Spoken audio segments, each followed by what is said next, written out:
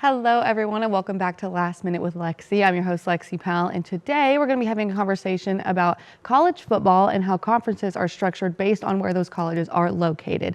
With me, I've got Kylie Bowman and Alex Altman. Kylie, I'll start with you. Can you give us a little bit of a rundown about how you feel about conference structuring?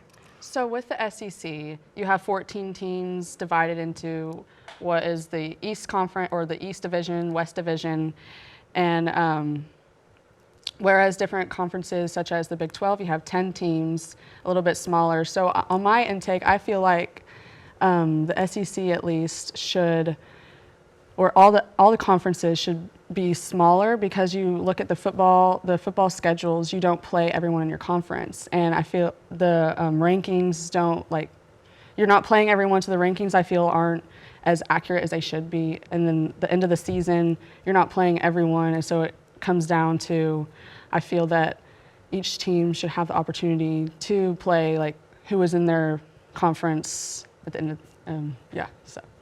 Alex, how do you feel? Well, I think what the SEC is doing is really interesting, to where they have decided to bring in Oklahoma and Texas, and that'll make the SEC a 16-team conference. Now, it's my belief that they will split it into 4-team pods.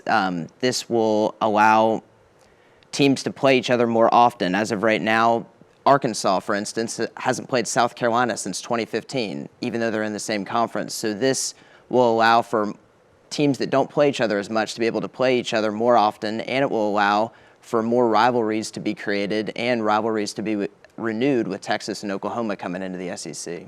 Right, now I completely agree. When you look at how big the SEC is, it's kind of a powerhouse in college football right now, and then you have Texas and Oklahoma making their way to the SEC. You're going to get to the point where it's so big that it's not even like a tangible thing for them to be able to play with each other like they do. And like you said, rivalries could be either renewed or new rivalries could form. And I just think it's going to be really interesting to see, if this happens, how we go about that. Yeah, and I really agree with your 4-pod thing whenever OU and Texas do join, because that will make it a huge conference. It already is as big as it is, but that would be a good, solution to that.